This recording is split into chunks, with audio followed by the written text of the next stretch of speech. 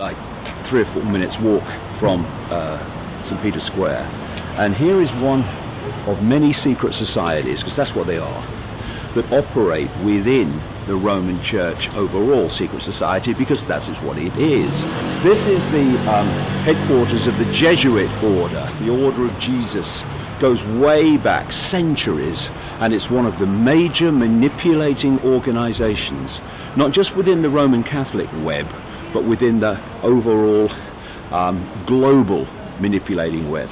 Also in Rome, at the headquarters of the Knights of Malta, of course another one of these orders that goes way back into history, centuries and centuries ago.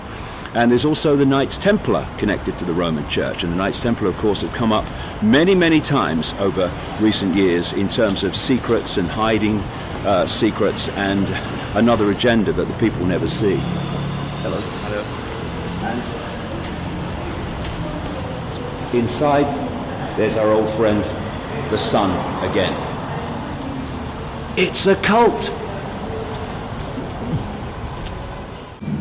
Well, we've come here just out from the centre of Rome to, well, an amazing place when you look around it. People researching kind of the esoteric symbolism and free masons and secret societies. The name of the place says it all. It's the square of the Knights of Malta, and Sandro, that's been driving us around, has brought it out here, and whoa, look at it. You've got Medusa, the lady who had the snakes coming out of her head. You've got the snakes up there in that symbol, of course very symbolic if anyone's followed my work at all. And down here, there's the arrows. It's very symbolic of the Rothschilds. They use arrows in their symbolism. And over here we've got the classic Knights of Malta cross, the Maltese cross. And of course the Knights of Malta were once called the Knights of Rhodes, and they'll go even further back into Jerusalem. They were the Knights of St. John, which came out eventually the Knights of Malta, based here now in Rome. They kept being thrown out of places and stuff, but they've settled here now. And it's just one of these very, very close to the spider secret societies within this global web of manipulation, with the Jesuits and with Opus Dei and the Knights Templar. They kind of all they all paddle in the same water, basically. Flag. That's it there. There's the flag. Yeah, the Knights of Malta. And you know, over the years, I've come across people. Oh, by the way, here you've got the. This is the equivalent of the Twin Towers. This is the entrance, called the atrium. The atrium, and there's another one over there. And it's kind of funny because today we had the royal wedding in London. I forced myself to watch a few minutes of it. Thankfully, not too much. And you look at Westminster Abbey, where the real ritual went on today, the focus of the ritual with all the wedding and all that stuff, and it's Twin Towers. It's what it is. And then you look at the Twin Towers on 9/11, and it's all connected. It's all symbolism. These people are symbolism absolutely obsessed.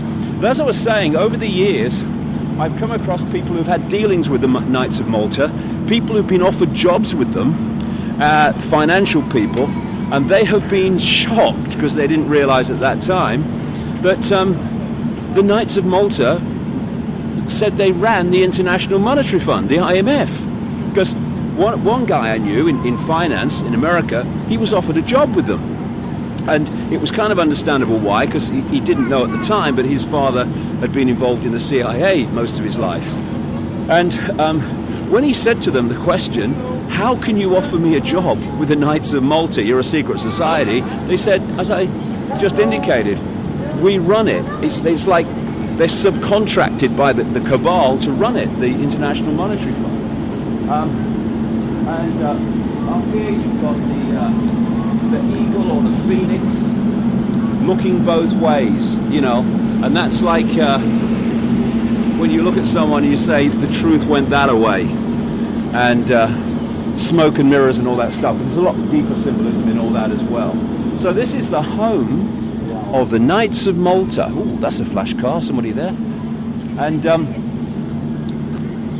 although people think politicians and people like that run the world, they don't. People like this do it, and even deeper secret societies, even than this. Thanks, Sandro. That was great, mate. One last thing before we leave here.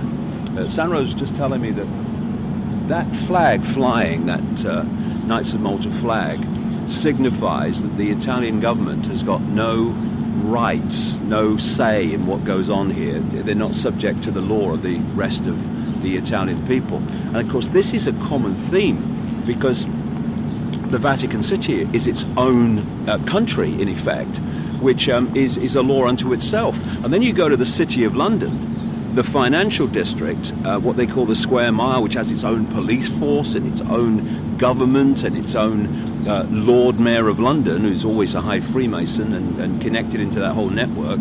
And it again, although they don't tell you, is in effect a country unto itself and a law unto itself. So this is a common thing, where they create within another country something that makes them not accountable and not subject to the laws of that country.